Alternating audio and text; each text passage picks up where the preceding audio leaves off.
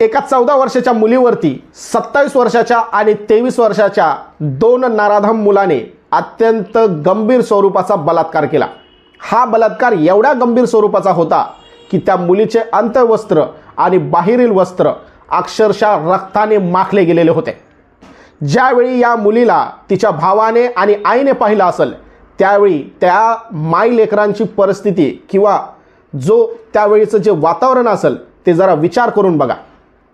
ॲट्रॉसिटीच्या नावाने खडे फोडणारी लोक, महिलांवरती अन्याय अत्याचाराच्या नावाने खडे फोडणाऱ्या महिला, त्याचप्रमाणे इतर सामाजिक संघटना, अनुसूचित जातीमधून विधानसभेवरती निवडून गेलेले आमदार, अनुसूचित जातीमधून लोकसभेवरती निवडून गेलेले खासदार, त्याचप्रमाणे विविध अशा पक्षांचे नेते, त्याचप्रमाणे कार्यकर्ते या प्रकरणावरती मूग गिळून का गप्प बसलेले आहेत। छत्रपती संभाजीनगर, तालुका पैठण, मुक्काम पोस्ट तेलवाडी या ठिकाणी 14 वर्षाची ही मुलगी राहते। इयत्ता 9वी मध्ये ती शिकते। दलित परिवारातील हे परिवार आहे।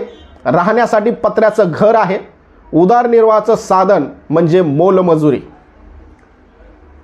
या मुलीच्या घराच्या मागे ज्या दोन मुलांनी तिच्यावरती अत्याचार केला ते दोन मुलं याच मुलीच्या घराच्या पाठीमागे राहतात।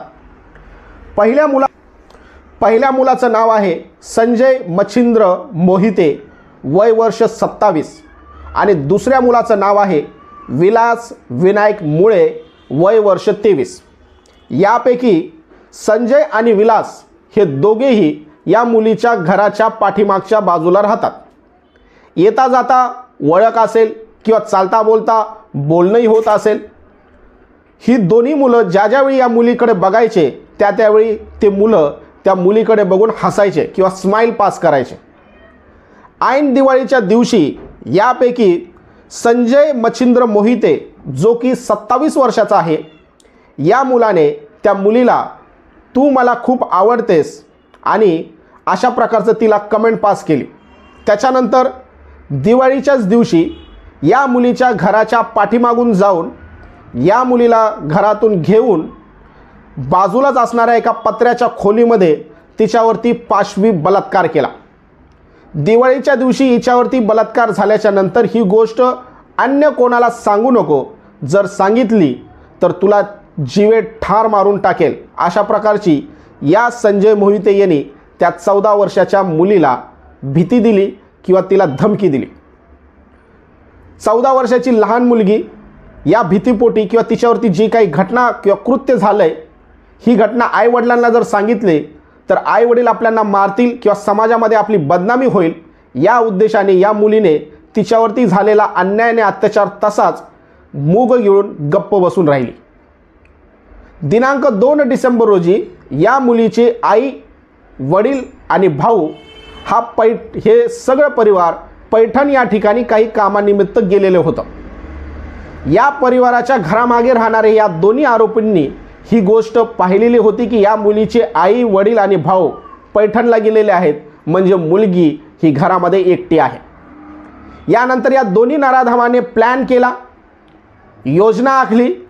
यापैकी संजय मच्छिंद्र मोहिते हा शेतामध्ये जाऊन बसला, तर विलास विनायक मुळे, जो वय वर्ष 23चा आहे, या मुलाने त्या मुलीला असं सांगितलं की आपल्याला संजयच्या शेतामध्ये मोसंब्या वेचण्यासाठी जायचं आणि तुझ्या आईने तुला त्या शेतावरती बोलवलेलं आहे।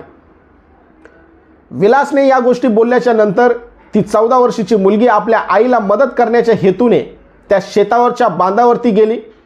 शेतामध्ये गेल्याच्या असता या दोन्ही नराधमाने तिच्यावरती आळीपाळीने बलात्कार केला। बलात्कार केल्याच्या नंतर ही मुलगी जेव्हा शेतातून घरच्या दिशेने वाटचाल करत होती, पायवाट करून घरच्या दिशेने जात होती, त्यावेळी तिच्या भावाने तिच्याशी विचारपूस केली की तू कुठे चाललेली आहेस, कुठे गेलेली होतीस आणि तुझ्या या वस्त्रांवरती रक्ताचे डाग कसे काय पडलेले आहेत। रक्ताचे डाग पडलेले हा प्रश्न केल्याच्या नंतर ती मुलगी अक्षरशः ढासळून गेली, ढाया रडायला लागली आणि तिने तिच्यावरती कशा प्रकारची आपबीती झाली ही तिच्या भावाला सांगितली। भावाला सांगितल्याच्या नंतर भावाने आई, वडील, मित्रमंडळी नातेवाईक यांना सांगून तत्काळ त्यांनी पोलीस स्टेशन गाठलं. पोलीस स्टेशनमध्ये जाऊन रीतसर आणि सविस्तर अशी तक्रार देखील नोंदवण्यात आलेली आहे. सध्याला या दोन्ही नराधमांना पोलिसांनी पकडून जेरबंद केलेला आहे. गेल्या 2 दिवसापूर्वी छत्रपती संभाजी महाराज नगरामध्ये आंदोलन करण्यात आलेलं होतं, मोर्चा करण्यात आलेलं होतं आणि या मोर्चांमधून आंदोलनकर्त्यांनी काही प्रमुख मागण्या या सरकारपुढे ठेवलेल्या आहेत. त्यापैकी साधारणपणे 7 या मागण्या आहेत. पहिली मागणी, फास्ट ट्रॅक कोर्टामध्ये हा खटला चालवला जावा. दुसरी मागणी, शासनाकडून शासकीय अर्थसहाय्य ₹50 लाख तत्काळ त्या मुलीच्या परिवाराला देण्यात यावेत. त्याच्यानंतर तिसरी मागणी, पीडित मुलीला शासकीय नोकरी देण्यात यावी. चौथी मागणी, आरोपीस कठोरातील कठोर शिक्षा देण्यात यावी. आणि 5वी मागणी, ॲट्रॉसिटी कायद्याची कठोर अंमलबजावणी करण्यात यावी.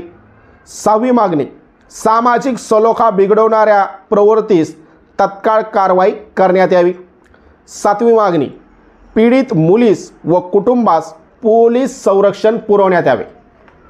मित्रांनो, आपल्या सगळ्यांना माहिती आहे की गावखेड्याच्या बांधावरती किंवा गावखेड्यामध्ये जेवढ्या काही परिवार राहतात, या परिवारामध्ये एक गोष्ट आपण तात्काळ जाणतो किंवा एक गोष्ट नजरेस पडते, ती म्हणजे वय वर्ष 18 पूर्ण होण्याच्या अगोदर किंवा 18 वर्ष होऊपर्यंत गावखेड्यामध्ये मुलींचं लग्न केलं जातं.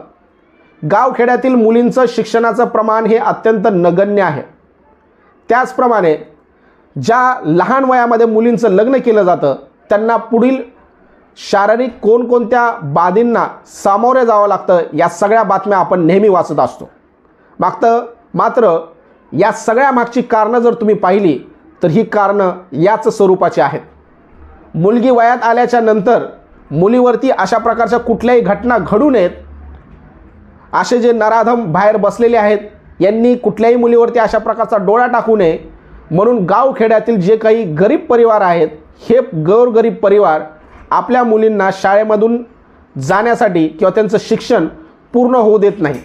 लय तर लय 8वी 9वी किंवा 10वीपर्यंत त्यांना शिक्षण दिलं जातं. कॉलेज हे तालुक्याच्या किंवा जिल्ह्याच्या ठिकाणी असल्यामुळे आणि त्या ठिकाणी जाण्यासाठी प्रवासाची सोयीसुविधा नसल्यामुळे त्यांचं शिक्षण देखील थांबवण्यात येतं.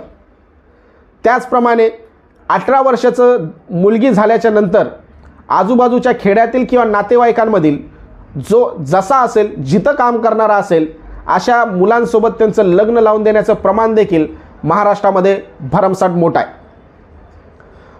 सध्याला 4 राज्यांच्या निवडणुका झाल्या.